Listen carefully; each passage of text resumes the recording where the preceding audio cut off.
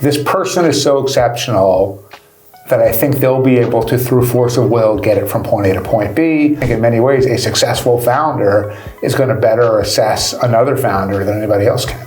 I can't base a strategy on a miracle. My question for every one of my portfolio companies is, if you're not using AI, why? It's so screwed up that there's a lot of room for improvement.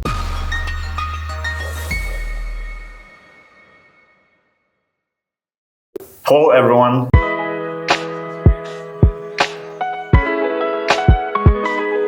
This is our new episode of Digital Health Interviews. I'd like to remind you to subscribe to our channel and share with everyone who's interested in digital health.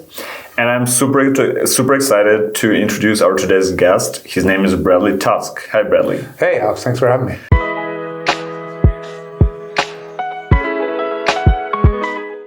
Let's start with your journey. Tell us a bit about your background. Yeah, so it's a little bit unusual for tech. So I started my career in politics, actually. Right. So I was Mike Bloomberg's campaign manager when he ran for mayor of New York City. I then worked for him at City Hall.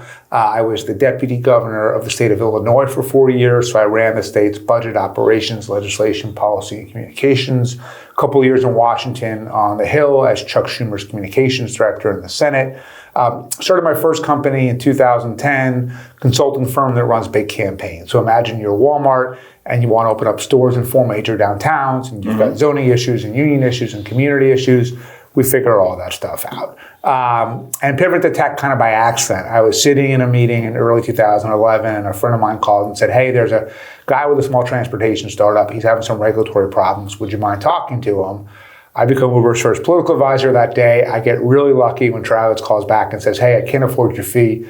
Would you take equity? I didn't even know what equity meant, but thank God I said yes. That was back during the Series A. Spent the better part of the next few years running campaigns all over the US to legalize Uber and ride sharing.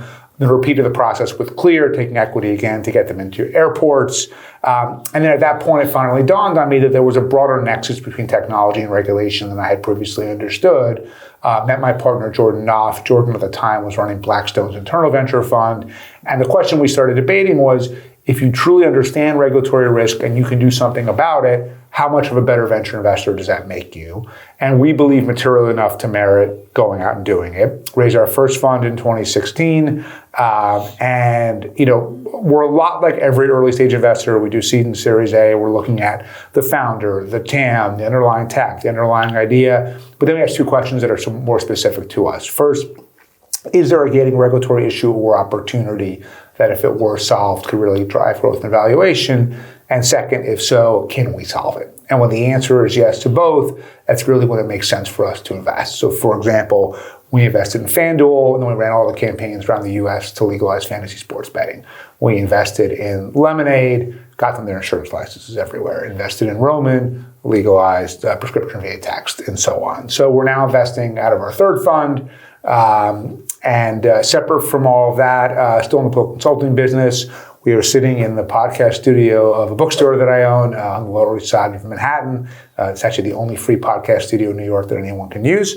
Out of my foundation, thanks to Uber, I've now got a foundation. I've been running and funding the campaign nationally to make mobile voting a possibility so that people can vote in elections on their phones. And also another one around universal school meals to mandate in states that every kid gets free breakfast and lunch so that no kid goes hungry. Separate from that, I host a podcast based out of the studio called Firewall. It's about tech and politics.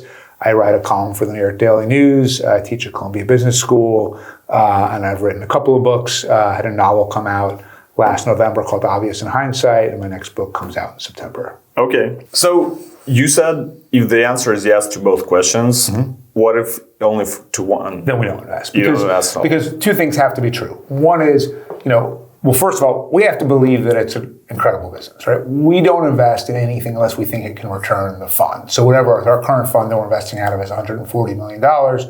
I have to believe that we can make $140 million on that deal, right? Generally we don't, but sometimes we do. But the other thing would be if we can't add real value to the company, then there's no real reason for us to invest. And also, there's no real reason for us to win the deal.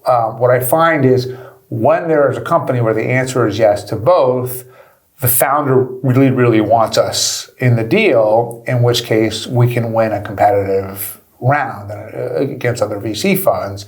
If the only thing they need from me is money, that means that, one, I'm in the wrong place, and two, if they're having to come to me for money, that means they're struggling to a point where I probably shouldn't be investing in the first place. Okay, so can you describe this process? Because I don't know much about legislation and all the regulatory stuff. Like, a startup comes to you with some, let's say for ordinary people, crazy idea, flying cars, robots on the streets, whatever. Sure. You assess the whole business and think it's going to take us, 10 years, 15 years to go through all the if it's going to take that long, we don't do it. But I'll give you, without naming them, a company that I was looking at yesterday in the gaming and insurance space. And, we had sort of two dual kind of work streams going on at the same time. Jordan and his team were looking at the underlying fundamentals of the business and sort of asking a lot of questions about that. Bob Greenlee, who runs the platform, and his team were looking at the regulatory. Can we make this product legal? It's currently in Europe. Can we bring it to the US and can we make it legal here? Is it a gaming product? Is it an insurance product? What kind of regulations? What kind of licensing? All of that. And we basically got to get to yes on both, right? Bob and his team have to believe, and ultimately I have to believe, that we can achieve the underlying political goal. And at the same time, Jordan and I have to believe that the company itself is worth investing in. Usually, it's got to be faster than 10 to 15 years because, the typical venture investment for us is generally about 7 years from when we invest to when we expect to have some sort of liquidity. Right. That has not, last few years, that's not been true. There's been no liquidity in anything. But normally speaking, that's how we do it. And so we've got to believe that we can either legalize this product or that we can pass a regulation that's important for it or a mandate. And typically speaking, for our business, we focus in the U.S. on state and local government much more than Washington, D.C. Everyone watching this, no matter if you're interested in politics or not, is aware of how dysfunctional and polarized Washington is. And when the phrase an act of Congress is synonymous with a miracle, I can't base a strategy on a miracle, right? Whereas in states, there's 50 of them, and I can usually get some stuff done in some places at any given time. But there's still no guarantees, right? No, look, there's no guarantees in venture on lots of stuff, right? Right. There's no guarantee.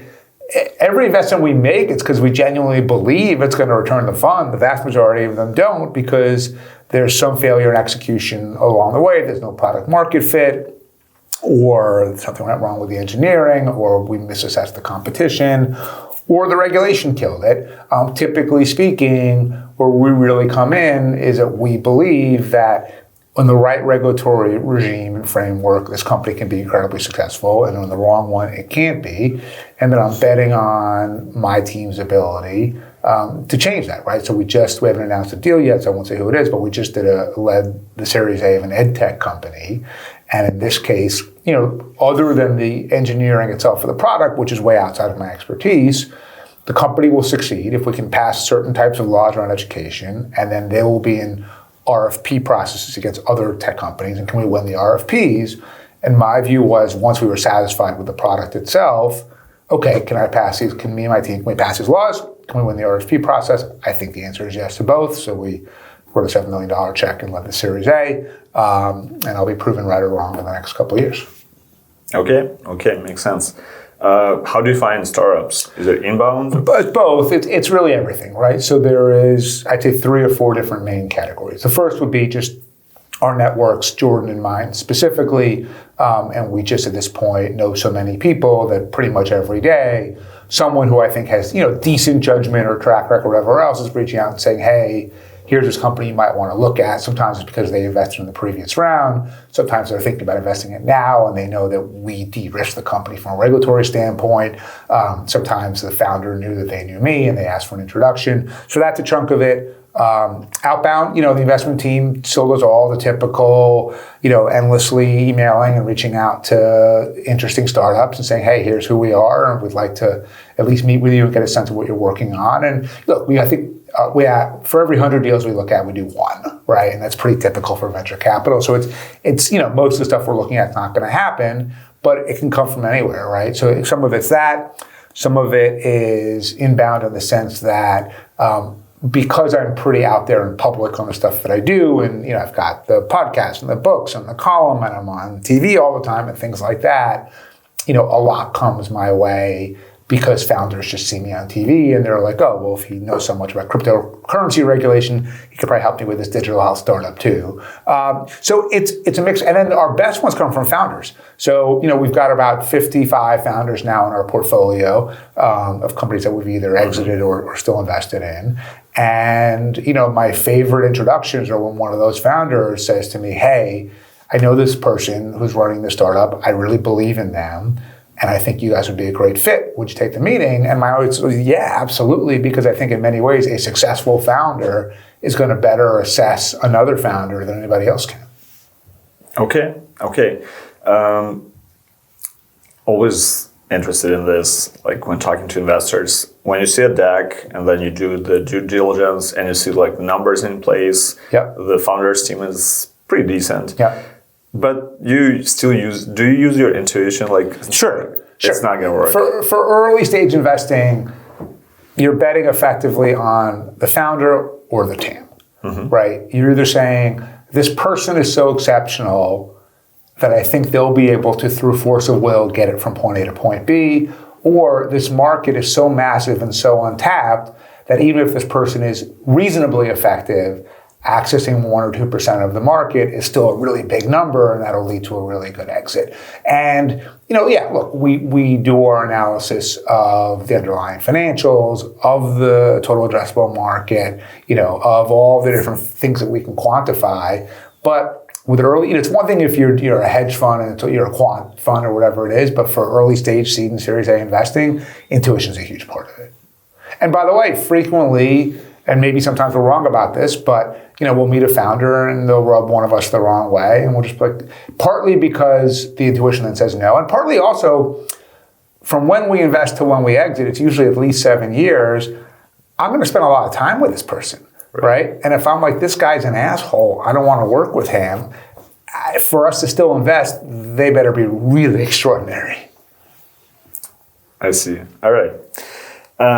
You already mentioned a few examples of the startups you invested in. Tell us more about the focus of the fund.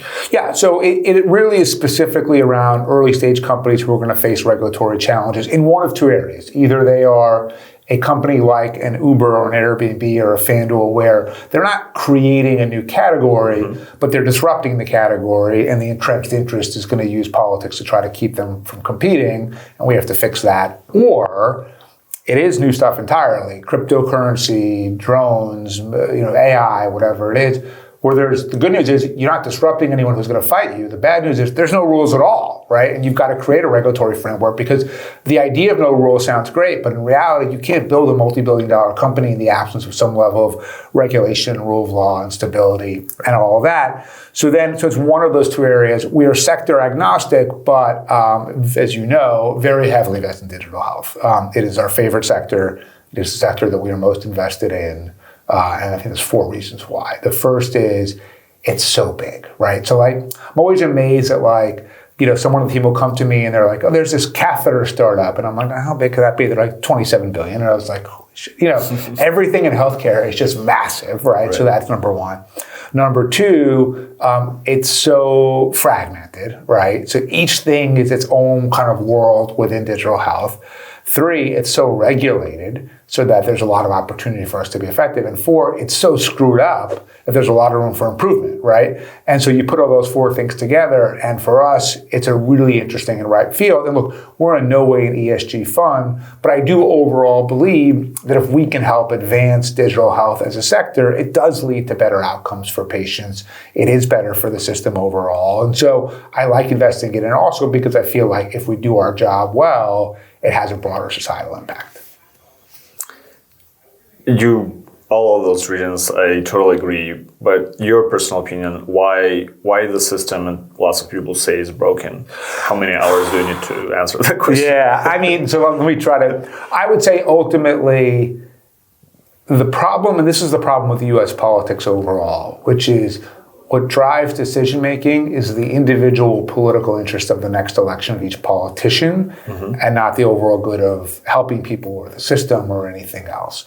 And so really powerful special interests, whether it's the insurance industry or pharma or hospitals, who are able to really scare politicians into doing what they want, are able to craft laws and regulations that are good for all of their industries, but collectively really bad for the consumer, because we have this, multi-trillion-dollar healthcare system in this country that we're providing, not really much better care, in some cases worse care, than countries with socialized medicine that are doing it at a fraction of the cost. Now, I'm sure the pharma and insurers in those, if there are insurers, usually those are government, but in those countries would love to have the rules of the US, right? They make a lot more money, right. But that's not what exists. And so because we have a system that kind of where the tail wags the dog, achieving the same outcomes costs us exponentially more. So I feel like startup founders are, when they come to digital health space, they're trying to solve a specific problem, and which is right. Yeah. You don't want to solve everything. Right. But for the system overall, it feels like the changes so little. Like, yeah, you might, save some costs for this specific thing. You might improve the workflow for medical workers with something.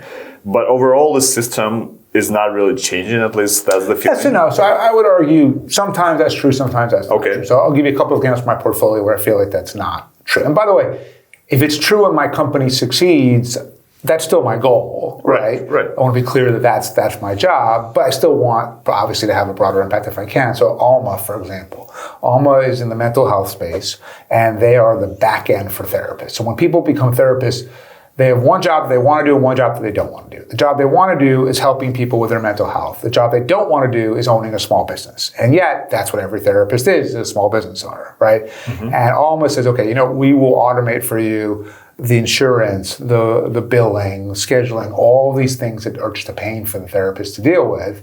And what that's done, though, is that it has, there's 20,000 therapists on the Alma platform right now. So we've made all 20,000 therapists much more efficient, which means they can see more people, treat more people.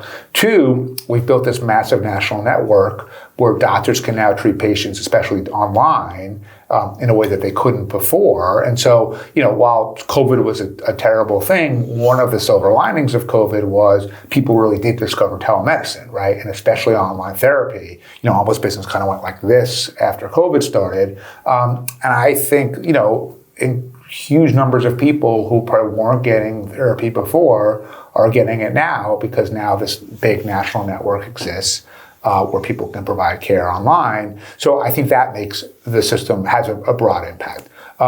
Roman, right? Zach Gaetano, who's the founder and CEO, when Zach kind of realized that if you could offer people medication via sort of text consultation that's asymmetric, as opposed to a doctor and a patient having to meet in person, mm-hmm. you can treat a lot more people a lot more efficiently, and that makes the system more effective and less expensive. Ro first started doing that with erectile dysfunction medication, then moved into a bunch of different categories, now is heavily focused on GLPs. So that would be an example. Wheel, which is a telemedicine staffing company that we led the Series A of, the seed extension of, they are able to sort of bring together nurse practitioners, nurses, doctors for all kinds of different, telemedicine startups so that the care provision can actually happen, right? Because the founder may say, I can deliver this care in a more effective way digitally by doing A, B, and C, unless the founder then also has a team of doctors and nurses to actually administer the care, it doesn't make a difference. Wheel makes that possible. So I wouldn't say every single one, but for example, we're working with RX Redefine, which is in the medical device space, and they are finding ways to make medical devices far more accessible and affordable than they are today.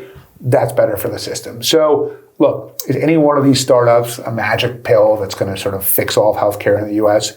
No. And do I still think that we should have universal health care in the US and a one insurer system, or at least one insurer with an opt-out? Yes, I do. But generally speaking, when I look at other companies that I either think about or actually invest in and their impact broadly on society compared to digital health, typically the health startup is having a broader impact. All right. AI. Yeah. What's your opinion, and specifically in healthcare, what is going to Yeah, so look, I mean, it's here and it is transformative. And I kind of look at it from a couple of different angles, from a investment angle, from a public policy and regulatory angle. So from an investment angle, we certainly invest in the category. We don't invest in generative AI. That in and of itself is not necessarily regulated, and I don't think that we have any particular advantage to bring to the table that would make us really value-added investors. Whereas, I'll give you a health tech example, Elaborate Health. Elaborate is a company that takes lab reports that right now when the doctor sends it to the patient and they're incomprehensible, right? You get these things and it says, glucose 0.64. You're Googling glucose 0.64. What does that mean, right? You have no idea. And Nicole, the Barakovsky, the CEO, she uses AI to write really easy to understand, really clear lab reports for patients, right? And this does a few things. One is makes the patient's life a lot easier because they actually understand what they're getting. Makes the doctor's life easier because instead of the patient then calling them the next day and sucking up their time to ask for explanations, that doesn't have to happen anymore, right? Now, Nicole is an AI company. Nicole's company, Elaborate, is an AI company. It's also a digital health company. We looked at it from the perspective of digital health, not from AI, right, but yet it's an AI company. So at this point now, my question for every one of my portfolio companies is, if you're not using AI, why? And the answer might be, doesn't make sense in our industry, and that's totally fine.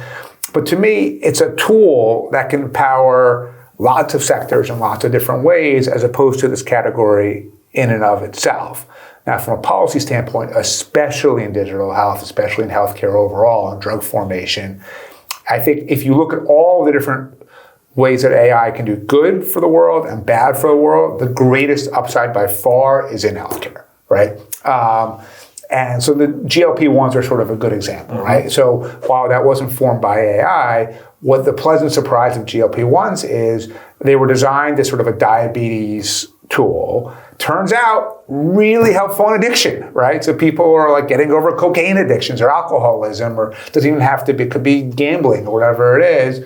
Through these same medications, they keep finding more and more use cases for it. That was a little inadvertent, but now with AI, you could basically combine any group of molecules and sort of, especially with simulated testing, see what's the impact, right? And one, I think the ability to discover and create drugs to deal with specific problems will happen much, much faster. Part of this can depend on what the FDA allows in terms of simulated testing as opposed to real-world clinical testing, and I think you're going to need both. Not unlike how self-driving cars have a combination of they have to have a certain amount of time on the road, and they can also have a certain amount that's simulated. But then ultimately, maybe there's an Alex pill that's different than the Bradley pill, and it said, okay, Bradley has, I'm making this up, but hypertension, OCD, and a calcium deficiency.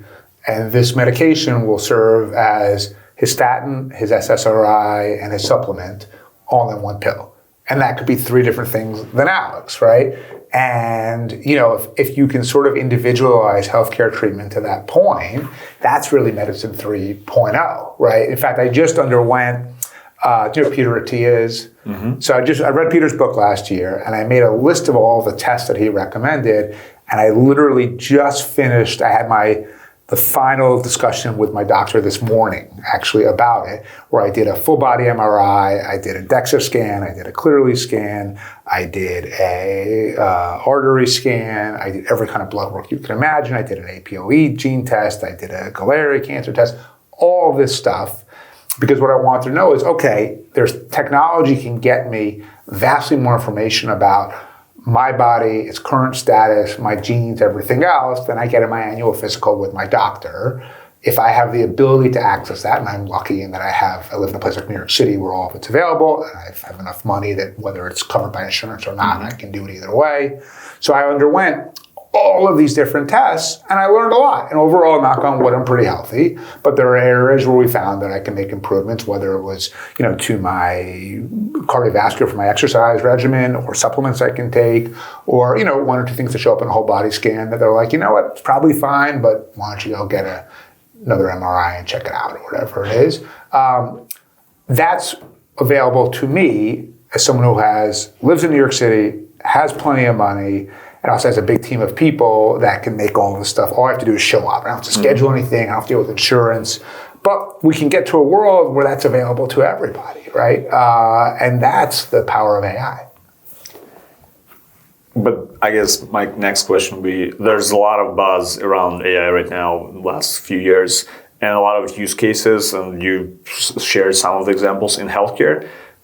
How far are we from using AI on the regular basis, It depends, right? There are things where we're using it. So Elaborate Health is using it right now, right? So, but the current use cases are still comparatively simplistic. They're not simplistic, but to what I just talked about, right? An AI-generated lab report is a lot simpler than the Alex pill that deals with every specific ailment you might have. So I don't know if that's 10 years or 25 years or whatever it is. We're still in the, to use like a baseball analogy, we're in the top of the first inning with all of this stuff. But it is here, right? It's real, and I do think that regulators and policymakers need to sort of accept that and figure out how to deal with it, both in terms of how do we use it to advance sort of societal goals, and also, and the EU has been much smarter generally about tech regulation than the US has. How do we regulate it to prevent the greatest harms, right? In the US, we still haven't done most of the regulation of Internet 2.0, right? We still have no social media reform, all the protections people have in Europe around, privacy and digital assets and the right to be forgotten and all these things that the EU has done. None of that exists in the US, right? So we haven't figured out how to regulate Facebook and Twitter and YouTube, let alone how to regulate artificial intelligence. But because AI is in some ways even bigger than what we've seen so far and so much more transformative and faster, you can't afford to ignore it. Now, I don't think we can afford to ignore what we've ignored either. We have this massive crisis of social media in this country because we have ignored all of this. Some of it is now, some of it might be 5 years, some of it might be 50 years. But I think, we're in the AI revolution now, and, just being against it doesn't do you any good. You have to understand it and figure out, where you should focus on harm prevention and where you should focus on opportunity. All right. You recently posted a 50 pieces of life advice for your 50th birthday. Yep. We'll add a link to the Medium. I recommend to read all 50. They're amazing. But right now I'm going to ask you to give some piece of advice for startup founders in digital health. Yeah, and so, I would say this, which is, so I spent a lot of time, thank you, I'm glad that you liked it. I spent months and months and months working on that, right? And collectively, I think the 50 points hopefully convey an underlying sentiment. And I think, look, this is true whether you're a digital health founder or anyone else. But I've learned two things in all of the research that I've done around happiness science, behavioral psychology, behavioral economics, and two things ultimately make human beings happy: relationships and fulfillment. We are taught in many ways, and I think this is especially a problem in the startup world, that happiness is the result of as much money and power and status as you can accumulate. And those things can be very helpful in life, but we also see all these very successful and happy people because in and of itself, human happiness isn't necessarily triggered by what your exit was and what percentage ownership you had of your company upon the exit or what the stock price was when the lockup was over. It's one, are there people in your life that you can count on and you can be there for and will be there for you and support you unequivocally? And when you have those people, and it could be a spouse or friends or family or colleagues, it doesn't have to fit into any one specific category, but you need to have those people in your life. And there was a study that Harvard did starting in 1934 called the Grant Study. It's the longest or largest longitudinal study in history. And they started following a group of young men, students at Harvard and also working class men in Boston back in 1934 over their entire lives. And you had lots of different outcomes in terms of how people succeeded, failed, whatever it was. But what they want to know is, are you happy and what is contributing to that or not contributing to it? And what they found was relationships. The people who had people in their life that they really cared about and they could count on and vice versa were significantly happier than the people who didn't, kind of regardless of how much money they made or how much status they had or how much power they had or anything else. And the other thing is fulfillment, right? So human beings need to feel like we're being productive in some way, like we're achieving something, we're doing something. And like, think about you, right? So you've got your startups that you work on and you're trying to disrupt certain norms and advance certain things like in telemedicine, construction through what you're doing. Mm-hmm. But you're also doing this. Now, is this useful for your branding? Sure.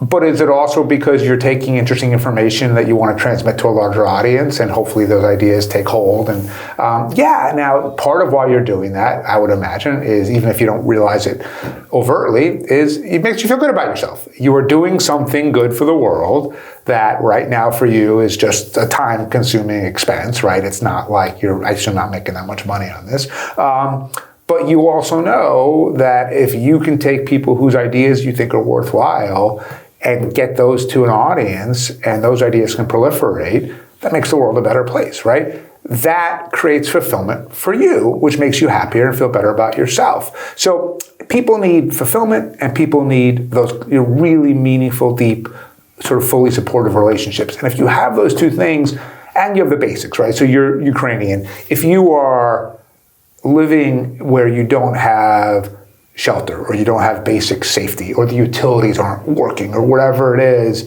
then all the fulfillment in the world's not going to help you, right? Like, you clearly need a baseline of resources for food, for shelter, for clothing, for utilities. You need to not be afraid every time you walk out of your house. And so the people of the Ukraine have been incredibly valiant and brave, and what they've done over the last 2 years is just almost mind-blowing in my view, and we should be supporting them a lot more than we already are from my personal perspective. But, that's not most of the world, right? Thank God. And so, yes, you certainly need enough to be able to have the basics, and you certainly need to live in a place that you think is safe. But if you have those things, then there's ultimately the value of money incrementally after a certain point goes down, and then the value of those other things go up.